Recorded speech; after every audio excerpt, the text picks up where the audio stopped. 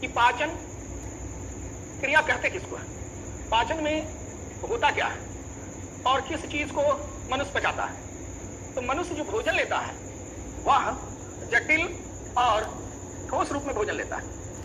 इस भोजन को, इस जटिल भोजन को विभिन्न एंजाइमों की मदद से एकदम सिंपलेस्ट फॉर्म यानी कि सूक्ष्म रूप में बदल देने की क्रिया को पाचन कहते हैं।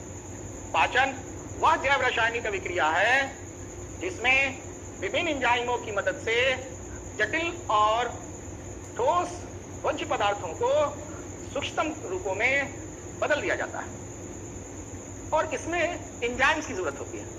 तो आप देखिएगा कि हम लोग पचाते किसको है, तो हम लोग जो भोजन के रूप में लेते हैं वह लेते हैं पोषक तत्व,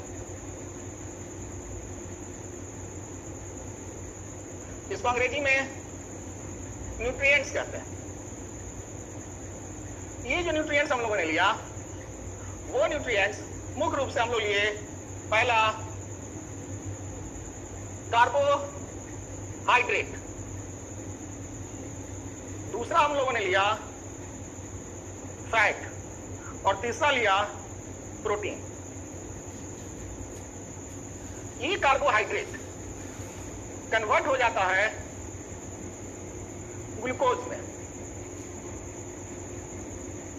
या फैट कन्वर्ट हो जाता है फैटी एसिड में और यह प्रोटीन कन्वर्ट हो जाता है एमिनो एसिड में।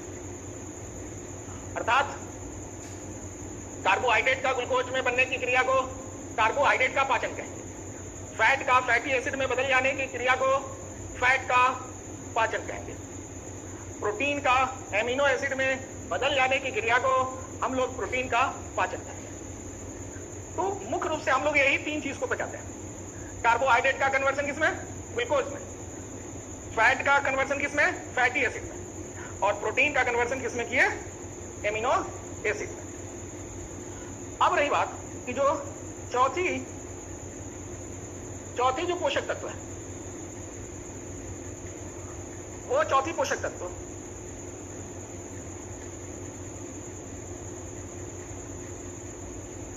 विटामिन है। ये विटामिन का पाचन हम लोग नहीं करते बल्कि यह सिंपलेस्ट फॉर्म में ली जाती है और ये डायरेक्ट हमारे बॉडी में जाएगा और अवशोषित हो जाएगा। लेकिन कार्बोहाइड्रेट ग्लूकोज में बदलेगा तब जाकर अवशोषित होगा। प्रोटीन लेंगे लेकिन वो एमिनो एसिड में बदलेगा तब जाकर अवशोषित होगा। अर्थात कार्बोहाइड्रेट, प्रोटीन, फैट हम लोग कम्प्लेक्स रूप में, जटिल रूप में लेते हैं, पाचन क्रिया के द्वारा उसको सिंपल फॉर्म में किया जाता है, उसको सरलतम रूप में किया जाता है, तब जाकर हमारा शरीर उसको अवशोषित करता है। लेकिन विटामिन हम लोग सिंपल फॉर्म में लेते हैं, इसको पचने की जरूरत नहीं है, ये डायरेक्ट हमारे पाचन अंगों में अवशोषित हो जाता है। पांचवा जो हम लोग लेते हैं वह मिनरल्स लेते हैं। मिनरल्स मतलब कि खनिज पदार्थ।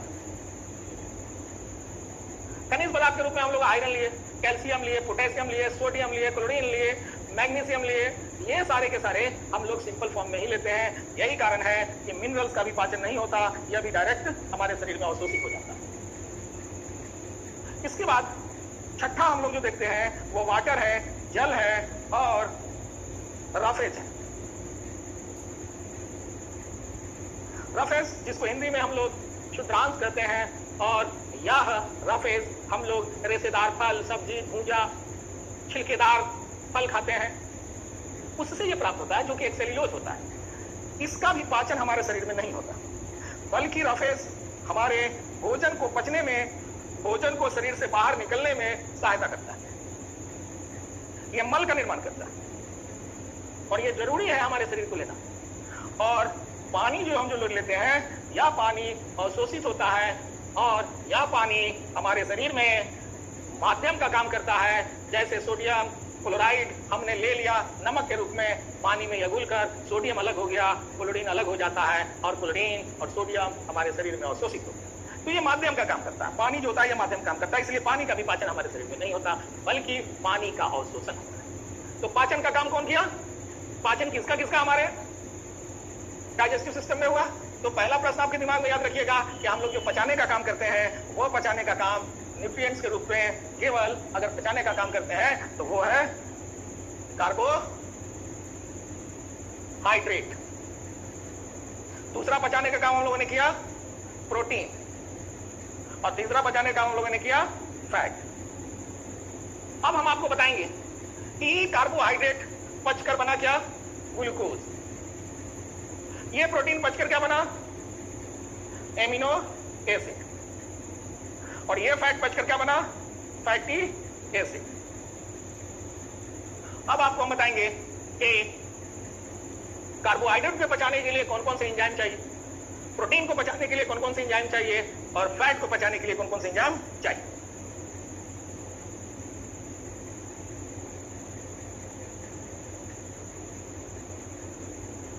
कार्बोहाइड्रेट को पचाने के लिए सबसे पहला जो एंजाइम चाहिए वह है टाइलिन। लिखाएगा पिटाइलिन, पढ़िएगा इसको, टाइलिन, जो लार में पाया गया। उसके बाद एमाइलेज है, माल्टेज है, सुक्रेज है, फ्रुक्टेज है, लैक्टेज है। ये जितना भी हमने लिखा है ये सारे के सारे हमारे शरीर में कार्बोहाइड्रेट पचाने का काम करता है। तो कार्बोहाइड्रेट का पाचन हम इसके द्वारा करते हैं। यही सारे एंजाइम्स जो होते हैं वह कार्बोहाइड्रेट पचाने का काम करता है। तो सबसे पहला क्वेश्चन आता है कि कार्बोहाइड्रेट पचाने के लिए सबसे पहला एंजाइम कौन है, तो टाइलिन है, जो लार में पाया गया। सबसे पहला एंजाइम कार्बोहाइड्रेट पचाने वाला, उसका नाम है टाइलिन। इसके बाद ये कार्बोहाइड्रेट पचाने वाले एंजाइम हो गए। अब जरा सा प्रोटीन पचाने वाले एंजाइम की चर्चा करें।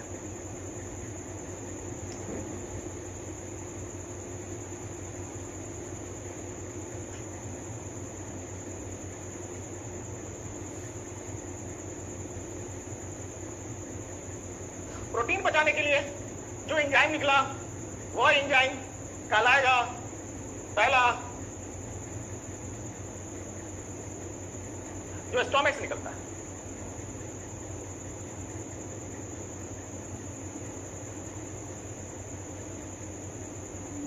रेनिन। ये इसके बारे में आप जानते हैं। यह रेनिन मिल्क प्रोटीन को पचाता है। मिल्क प्रोटीन जिसको हम लोग कहते हैं कैसीन,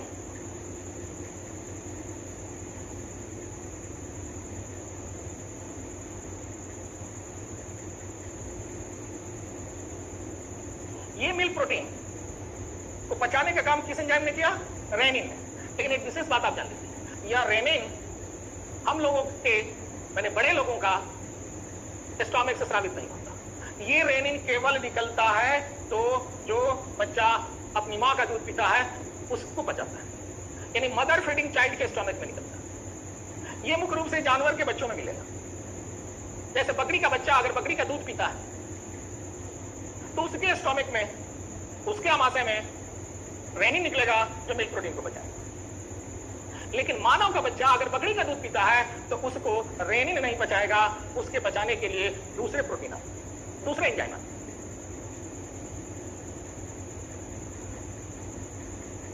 लेकिन बकरी का बच्चा अपनी मां का दूध पीता है तो उसको पचाने के लिए रेनिन निकलेगा। मानव का बच्चा अगर अपनी मां का दूध पीता है तो उसकी मां के दूध को पचाने के लिए जो स्टोमक से जो प्रोटीन निकलता है, ये एंजाइम निकलता है, उस एंजाइम का नाम है रेनिन। तो रेनिन मदर फीडिंग चाइल्ड, मां के दूध पीने वाले बच्चों के स्टोमक में निकलता है। तब आपके मन में आएगा कि हम लोगों के स्टोमक में प्रोटीन पचाने के लिए कौन से एंजाइम निकले।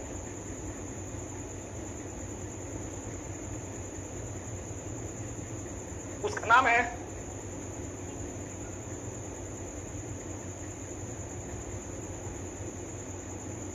पेप्सिन।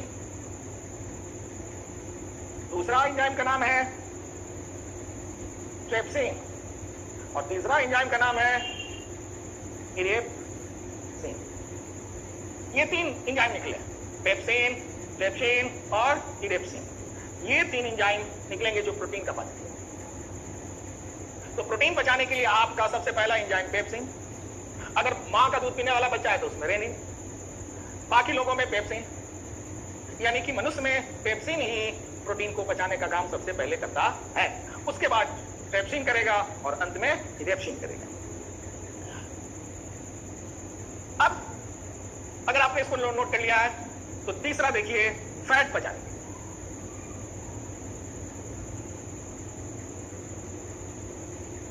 फैट पचाने के लिए सबसे पहले एक ऐसा पाचक रस निकलता है जो एंजाइम नहीं है, लेकिन वो पाचक है, एंजाइम नहीं है, और उसका नाम है पाई, जिसको हम लोग कहते हैं पीप। और दूसरा पाचक रस जिसका नाम है लाइपेज। तो याद रखिए, फैट पचाने के लिए हमारे शरीर से जो एंजाइम निकला वो एंजाइम का नाम है लाइपेज, और एक ऐसा पाचक रस जो एंजाइम नहीं है लेकिन वसा को पचाने का काम करता है, तब आंसर हो जाएगा पीप। तो ये एंजाइम सब और यही एंजाइम कन्वर्सन करता है। तो आपको हमने बता दिया कि किसका पाचन करेंगे, किस एंजाइम से करेंगे। अब हम लोग देखेंगे कि हमारे शरीर में कौन कौन से पाचक अंग है, उस पाचक अंग की जरा सा हम लोग चर्चा करते हैं।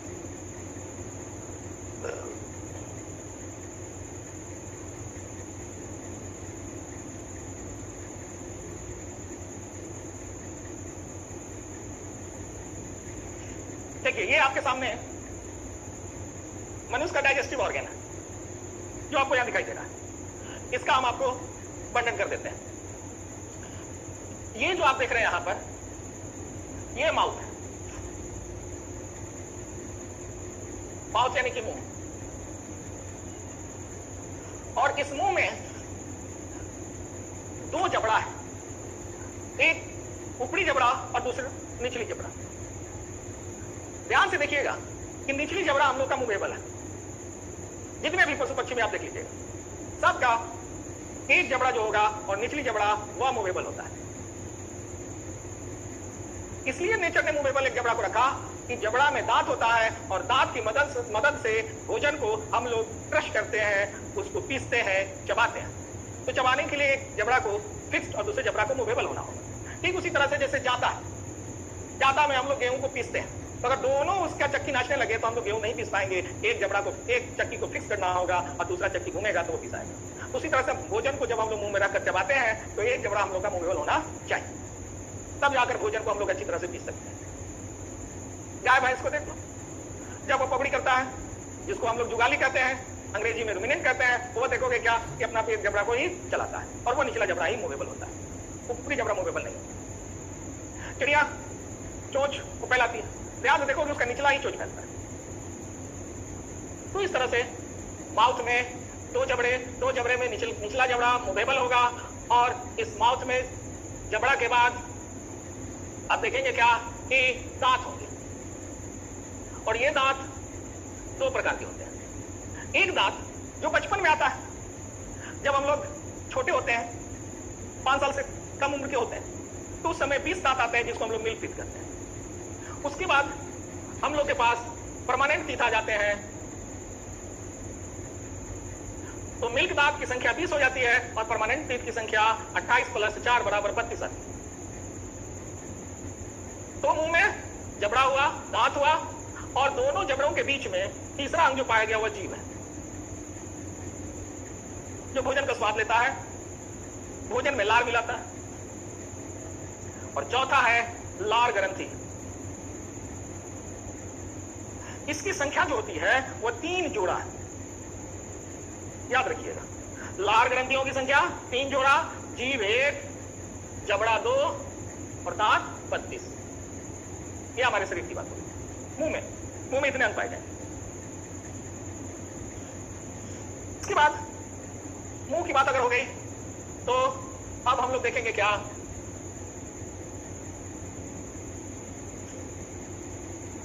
ये मुंह के बाद से देखिए, यहां से वो पाइप आया, यहां पे वो पाइप दिखाई देता होगा, ये वाला, ये पाइप चला जाता है श्वास नली में, ये श्वास नली में चला, फेफड़ा में गया। यहां से, ये यहीं से घूम जाता है ये वाला। लेकिन ये पाइप जो है, इस पाइप का नाम है ओजोफेगस, जिसको हिंदी में हम लोग कहते हैं ग्रासिका या ग्रास नली। ये भोजन चबा लेने के बाद में ये नली जो होता है, यह भोजन को पहुंचा देता है स्टोमक में। यहां देखिए आया, यही स्टोमक है, ये वाला ये भाग हमारा स्टोमक जो एक बैग की तरह है, इसको हम लोग कहते हैं स्टोमक। हिंदी में इसको हम लोग कहते हैं आमाशय, इसको आप पेट भी कहते हैं।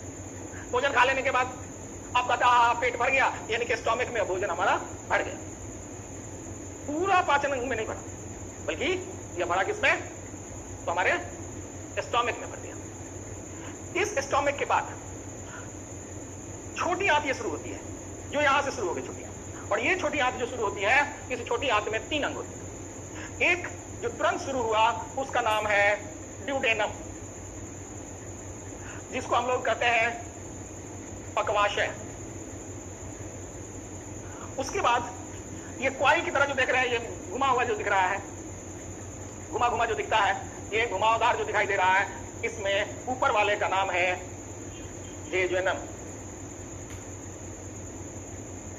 और नीचे वाला जो हिस्सा है उसका नाम है इलियम। यानी कि ये तीनों मिलकर, ड्यूडेनम, जेजेनम और इलियम, ये तीनों मिलकर बनता है छोटी आंत। तो याद रखने की चीज है कि छोटी आंत में कितने अंग, तो ड्यूडेनम, जेजेनम, इलियम।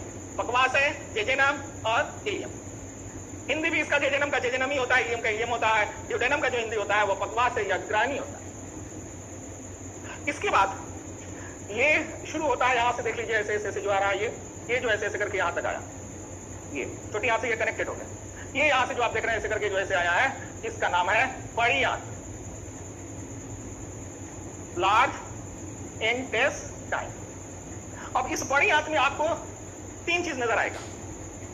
यहां जो आप देख रहे हैं ये वाला पोर्शन, ये है कोलोन। ये जो थैला की तरह यहां आपको दिखाई दे रहा है, ये थैला नुमा, ये है मलाशय, रेक्टम। और ये जो ओपनिंग देख रहे हैं, और इस ओपनिंग का नाम है एनस, यानी कि मल द्वार। यानी कि कोलोन में, सॉरी, लार्ज इंटेस्टाइन में, बड़ी आंत में,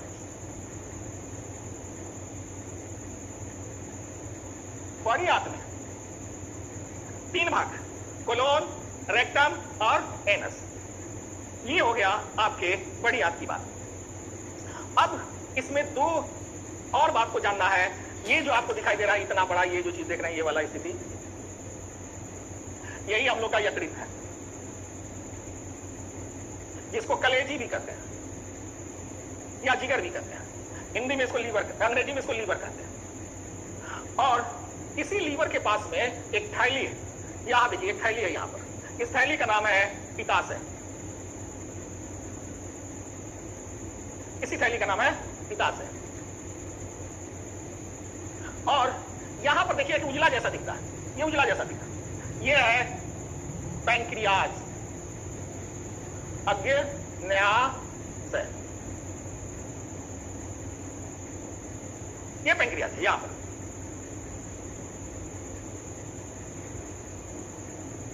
अब हम लोग देखेंगे क्या कि मुंह से लेकर एनस तक एक पाइप है। इस पाइप को हम लोग अगर बाहर निकाल दें,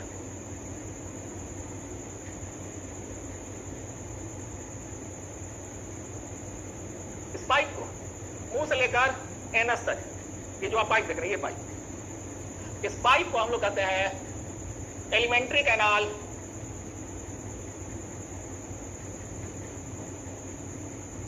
हिंदी में इसको कहा जाता है आहार नाल।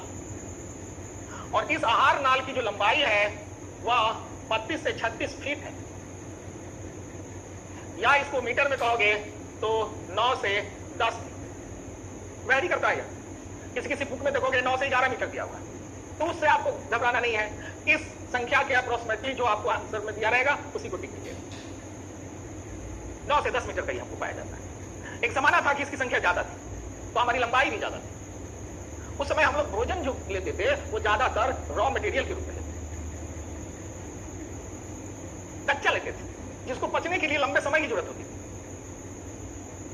तो लंबा समय तब होगा जब इसकी नली की लंबाई लंबी होगी, तब होगा। अब धीरे धीरे क्या हो गया, इसकी संख्या घटने लगी और हम लोग का हाइट भी छोटा होने लगा। जानवरों में इसकी लंबाई बहुत बड़ी बड़ी, खस्सी उसी का देखते होगे या बकरी का, जब वो मांस बनाता है, जब वो निकालता है तो खींचते जा रहा है, खींचते जा रहा है, खींचते जा रहा है। वो रॉ मटेरियल खाता है, उसके पाचन नली में, उसके आहार नली में भोजन ज्यादा देर तक रुकता है, इसलिए उसको पचने में समय लगेगा और समय लगने के लिए नली बड़ी होनी चाहिए। तो ये हम लोग का पाचन अंग की बात है। अब इसके एक एक अंग को हम लोग ध्यान से देखें और उससे बनने वाले क्वेश्चन और उसका वर्णन हम लोग ऐसा देखते चले। प्लस कर देंगे तो प्लस करने से हो जाएगा।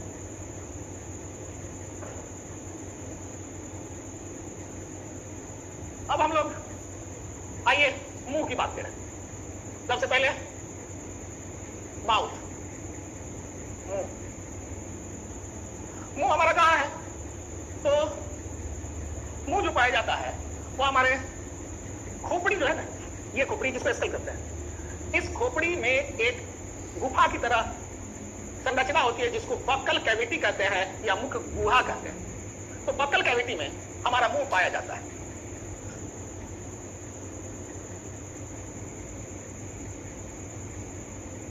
खोपड़ी के मुख गुहा, जिसको अंग्रेजी में कहते हैं बक्कल कैविटी, में स्थित होता है। इस मुंह में बता चुके हैं पहले भी कि 2 जबड़ा और 32 दांत हैं। तो दांत के बारे में जरा सा पहले हम लोग जान लें।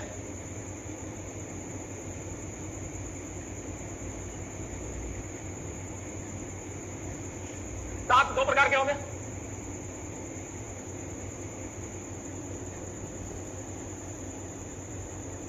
एक मिल्कपेट, जिसकी संख्या हो गई 20, और यह उद्भव लेता है। उद्भवन मतलब होता है निकलना। यह निकलता कब है? जब बच्चा 6 माह से लेकर 1 वर्ष का, 6 माह से लेकर 1 वर्ष, यानी 6 महीने से लेकर 12 महीने के बीच में यह निकलना शुरू हो जाता है। जैसे बच्चा 4 से 5 साल का होता है, या 20 के 20 दांत आ जाते हैं।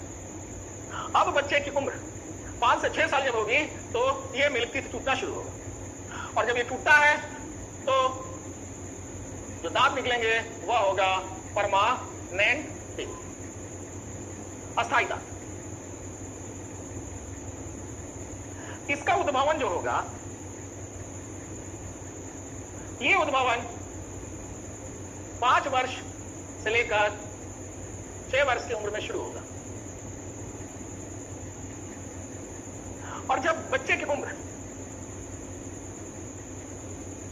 12 से 14 वर्ष जब हो जाती है तो लगभग 28 दांत उसको आ जाते हैं। टोटल 28 दांत आए, बचा 4 दांत। ये 4 दांत वो तब आता है जब उस बच्चे की उम्र 21 से 26 साल की होती है।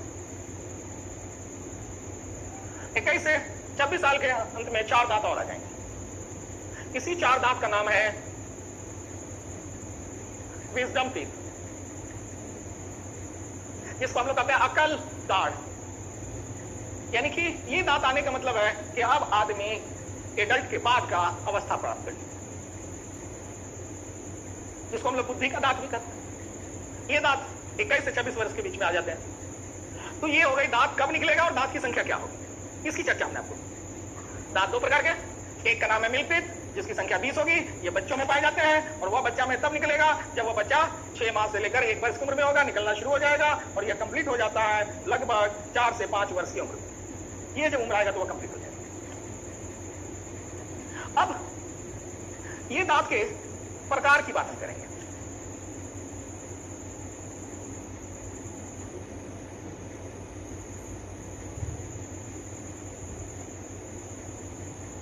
टाइप्स ऑफ टीथ, दांत के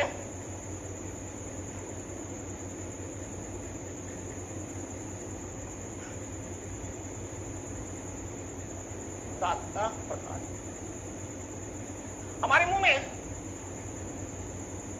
जबड़ा में दांत फंसा हुआ है। तो सपोज कीजिए कि हमारा यदि एक जबड़ा है, सपोज कीजिए कि निचला वाला जबड़ा, इस निचले वाले जबड़े में जो पहला दांत है उसका नाम है इंसीजर। हिंदी में इसको हम लोग कहते हैं कृंतक। क्या कृंतक हो गया? देखिए यहां ये चार को जो दांत दिखा रहे हैं ये कृंतक। इस दांत का काम क्या है? काटना या कुतरना। नाम ही है सीजर। सीजर मतलब होता है कैंची। कैंची का काम है काटना। दूसरा है केनाइन। हिंदी में इसको हम लोग कहेंगे रदनक। देखिए यहां पर जैसे दिखेगा, नोकीला जैसा निकला हुआ दोनों साइड एक एक। तो इसका काम क्या है? चीरना या फाड़ना। और तीसरा है प्रीमोलर, अग्र चवर्णक। और चौथा है मोलर, चवर्णक। देखिए यहां ये दोनों जो दांत हम दिखा रहे हैं ये अग्र चवर्णक। इसकी संख्या देख लीजिए, एक में एक जबड़ा में 4 को है। इसके बाद अग्र चवर्णक के बाद तब चवर्णक शुरू होता है।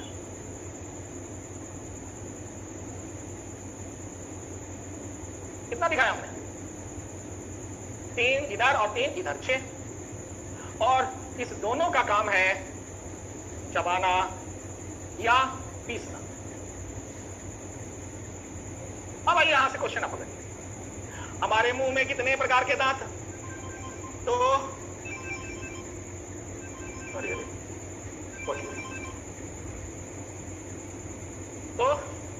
Incisor, canine, premolar, molar.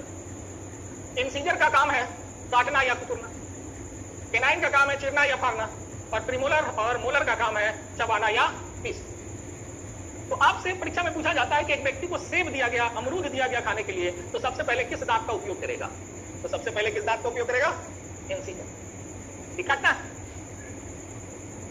उसी तरह से दिया गया कि अगर कोई व्यक्ति गन्ना चूस रहा है तो गन्ना चूसते समय वह किस दांत का उपयोग करेगा? तो वह गन्ना को पहले चीरता है, इसलिए केनाइन का उपयोग करेगा। और केनाइन शब्द से ही बना है कार्निवोरस। कार्निवोरस। और ये कार्निवोरस का मतलब होता है मांसाहारी। क्या ही मांसाहारी? तो मांसाहारी में देखोगे कि नोकीला दांत शेर वगैरह का दिखाई देगा। अब संख्या में जरा सा देखिए, इंसीजर इसकी संख्या कितनी हो गई? 4, 1, 2, 3, 4। केनाइन इसकी संख्या देखिए 1 और 2। उसी तरह से प्रीमोलर में संख्या देखिए तो 2 और 2 4। और मोलर की संख्या देखिए तो 3 इधर और 3 इधर, 6।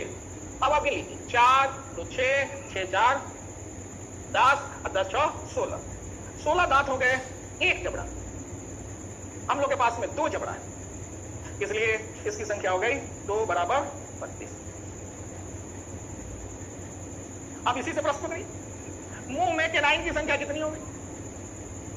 तो जब मुंह में कहेगा यानी कि दोनों जबड़ा में, तो मुंह में केनाइन की संख्या 4 और एक जबड़ा में केनाइन की संख्या 2। मुंह में मोलर की संख्या कितना? तो 12। और एक जबड़ा में मोलर की संख्या कितना? तो 6। ऐसे प्रश्न है। अब इस नंबर को लेकर एक डेंटल फार्मूला बनाया गया। डेंटल फार्मूला तो जरा सा देखिए, डेंटल फार्मूला आपको बता दें।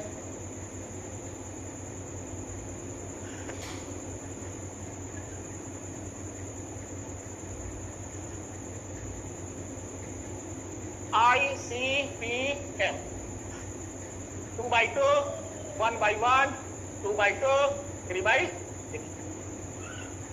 ये याद रखने के लिए, ये डेंटल फार्मूला है, याद रखिएगा। डेंटल फार्मूला किसका हुआ? यह एडल्ट का, यानी बड़ा आदमी का, वयस्क का डेंटल फार्मूला। आई का मतलब हो गया इंसीजर, और ऊपर वाले को राइट मान लो, राइट साइड, और नीचे वाले को लेफ्ट साइड मान लिया जाए, तो राइट साइड देखिए इंसीजर कितना है, तो 2 है, लेफ्ट साइड कितना है, तो 2 है। इस तरह से टोटल इंसीजर कितना हो गए, तो 4। उसी तरह से केनाइन की बात करेंगे तो केनाइन राइट में 1, लेफ्ट में 2, 1, टोटल कितना हो गया, 2, 1 और 1, 2। उसी तरह से यह प्रीमोलर है। प्रीमोलर में देखिए राइट 2, लेफ्ट 2, तो 2 2 4, राइट 2, लेफ्ट 2, 2 2 4। मोलर की बात करें तो राइट में 3, लेफ्ट में 3, दोनों मिला दिया जाए तो 6 हो गया। 4 2 6, 4 10, 6 16। एक जबड़ा की बात हो गई, मुंह में कितने जबड़े, तो हो गया 25। इस तरह से यह हमारे जबड़े की बात है, यानी कि जबड़े में दांतों की संख्या की चर्चा हमने करी। अब रही बात कि बच्चा में 20 को कैसे होगा, उसको जरा सा देख लीजिए। तो बच्चा में जो 20 दांत होते हैं उसमें आप इसका जो डेंटल फार्मूला लिखिएगा बच्चे का, ICPM इजिकल टू 2/2 1/1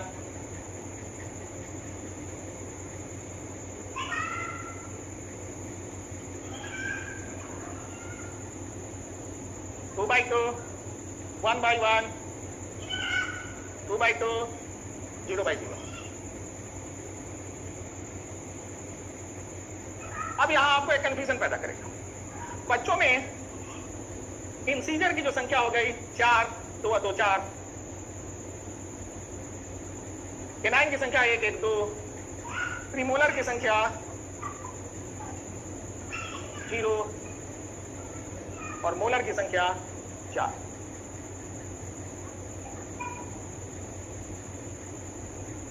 चार 2 6, 6 4 10, एक जबड़ा की बात हो गई, 2 से गुना कर दीजिए, दोनों जबड़े की बात हो गई। अब हमारे विद्यार्थी कहेंगे कि सर आप जो यहां लिखे हैं यह लग रहा है कि मोलर 0 है, लेकिन हकीकत सुन लीजिए, छोटे बच्चों में प्री मोलर नहीं होता, मोलर होता है। अर्थात जब वो बच्चा छोटा रहेगा तो क्या होगा कि उसका यहां से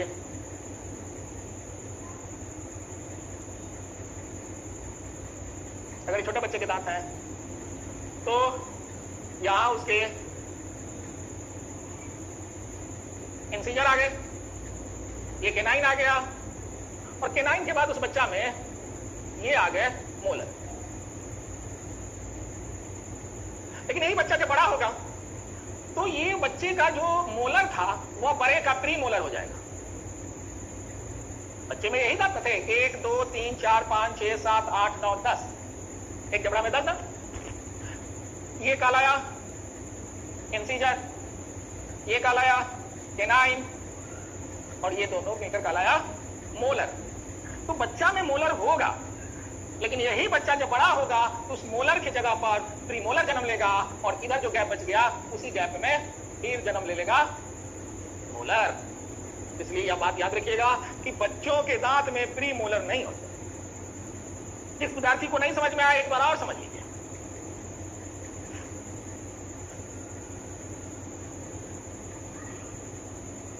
बच्चा का जबड़ा 4 दांत, ये 4 दांत आ गए। कौन दांत आ गए? इंसीजर। उसके बाद में यहां पर उसका केनाइन आ गया। केनाइन के बाद उस बच्चा में ये 2 दांत आ गए, जिसको हम लोग कहेंगे क्या? मोलर। लेकिन जब ये बड़ा होगा तो जो अभी मोलर था वह कहला जाएगा प्रीमोलर, और उसके जगह पर यहां आ जाएगा मोलर। हमें आशा है कि अब आपको समझ में बात आ गई होगी। अगर आपको कोई समस्या उत्पन्न हो जाए तो आप प्रश्न पूछ सकते हैं। डाउट के लिए आप कोचिंग के वेबसाइट पर जाइए, वहां से आप प्रश्न पूछ सकते हैं, उसका जवाब आपको दिया जाएगा। तो ये दांत के प्रकार हो गए। अब हम लोग देखेंगे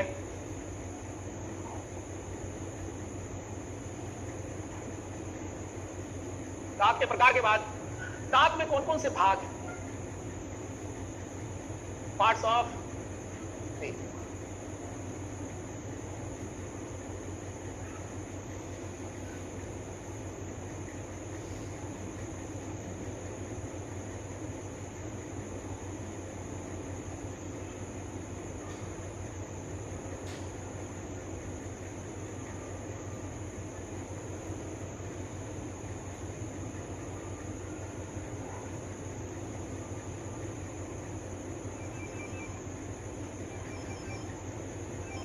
सभी के क्लास में।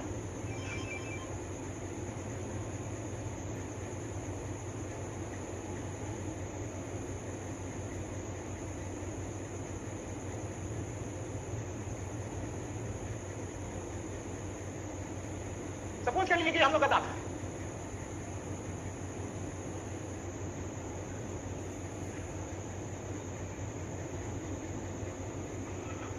ये हम लोग का गम यानी कि मशूरा है।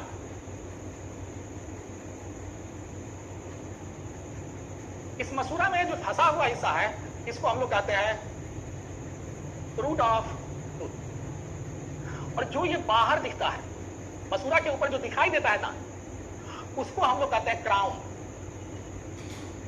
क्या कहेंगे? क्राउन। अब इस दांत को दो भाग में हम पीछे पीछे काट देते। तो काट जब दीजिएगा तो इसके अंदर आप देखिएगा क्या,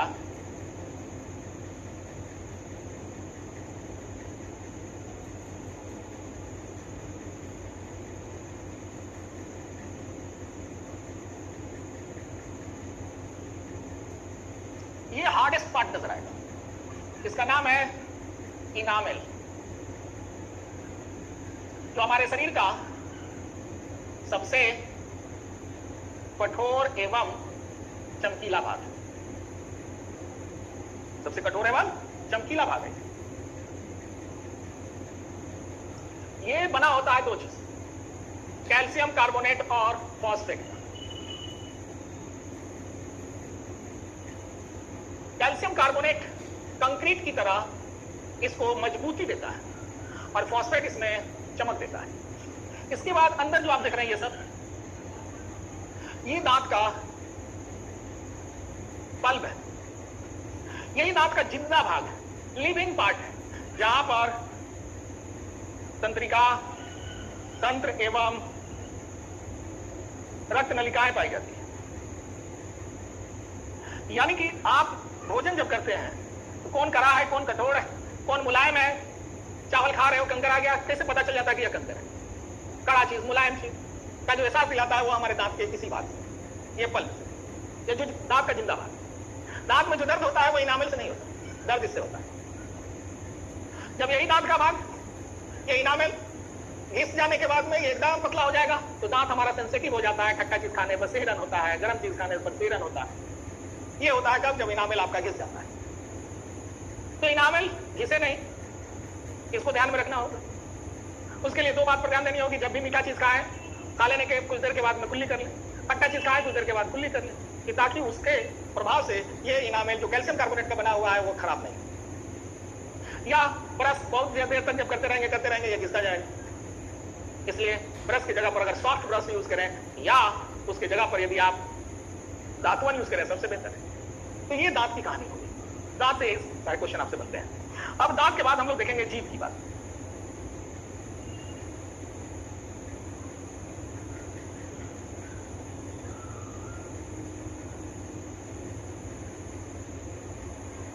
हमारे मुंह में एक ही जीभ है, यही तो है। ये जीभ एक ही दिया नेचर, लेकिन बहुत इंपॉर्टेंट दिया।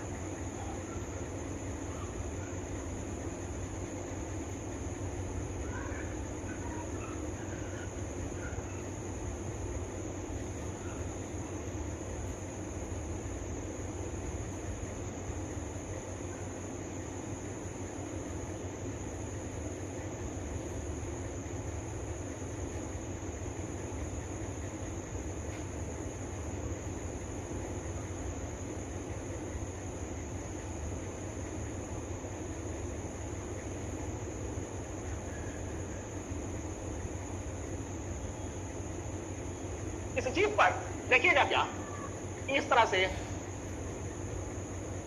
स्वाद कलिकाएं होती हैं।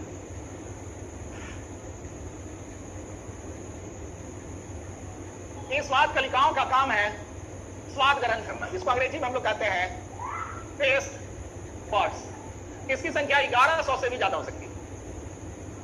यह कहना मुश्किल है, लेकिन एक अनुमानता बताया जाता है कि इसकी संख्या 1100 से भी ज्यादा हो सकती है।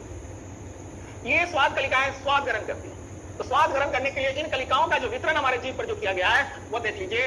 ये जो अग्रभाग है, इस अग्रभाग से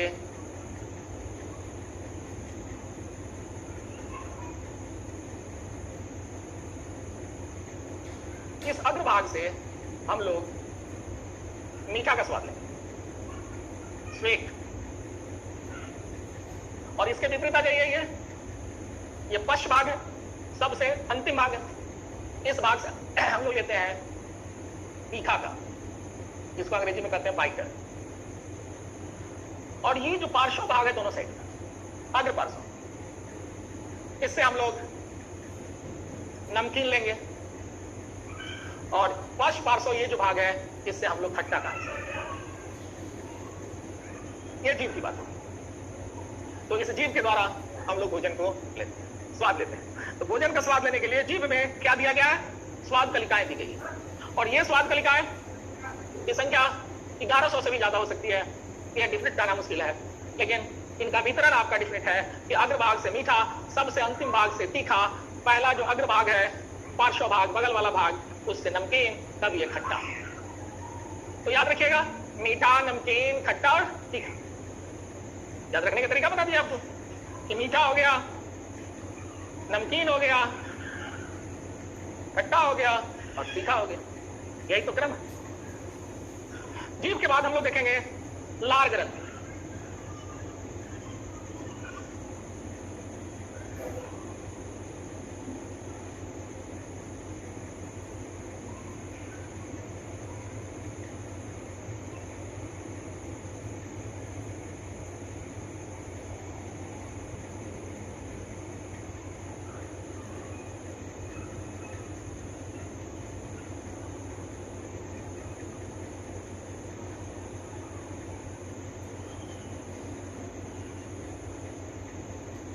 लार ग्रंथियां, हमारे मुंह में 3 प्रकार की लार ग्रंथियां पाई जाती हैं।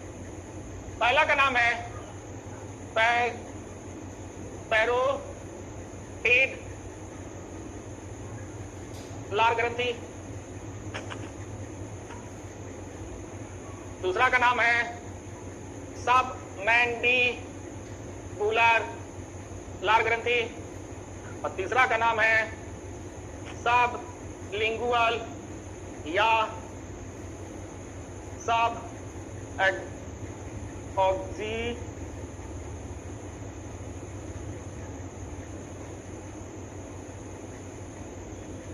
एक्जुलरी।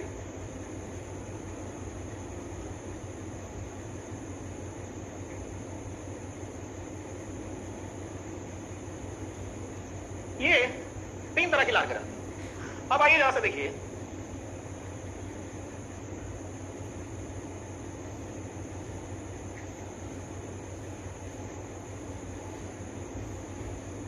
मान लिया जाए कि हम लोग का मुंह का है।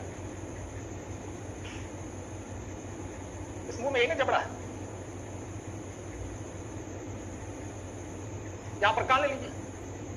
इस कान के पास जो ग्लैंड पाया गया, उसका नाम है पैरोटिड लार ग्रंथि।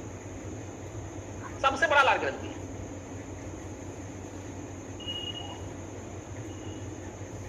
हमारे शरीर की सबसे बड़ी लार ग्रंथि यही है। ये कान के पास पाया जाता है, यहां पर।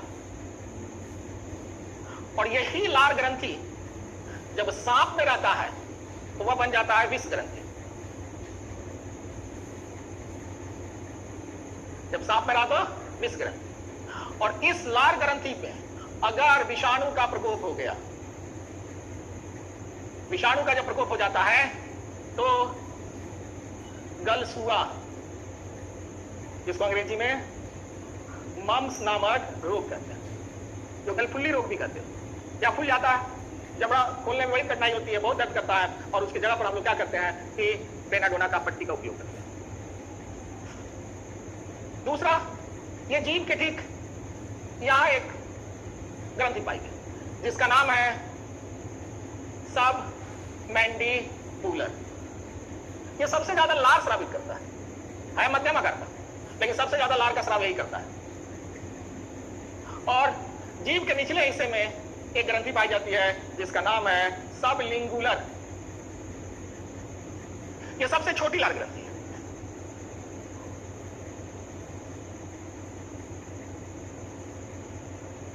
सबसे छोटी लार ग्रंथि यही है। अब इन 3 जोड़े लार ग्रंथि से पहला जोड़ा का नाम पैरोटिड, दूसरा का सबमैंडिबुलर और तीसरा जोड़ा का नाम है सबलिंगुलर।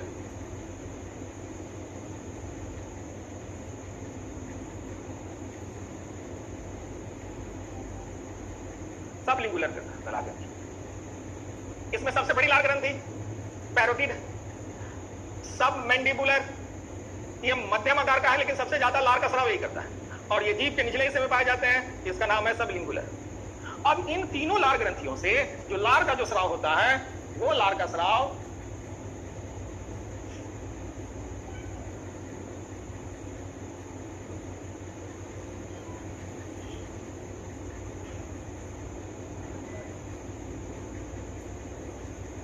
एक लीटर से लेकर 1.5 लीटर प्रतिदिन। इस लार में जो एंजाइम पाया गया, इसको हम लोग प्रोटीन भी कहते हैं, क्योंकि हर एंजाइम और हार्मोन एक प्रकार का प्रोटीन होता है। इसका नाम है टाइलिन। और इस लार का पीएच मान जो होगा, वह पीएच मान, यह पीएच मान अगर भोजन के समय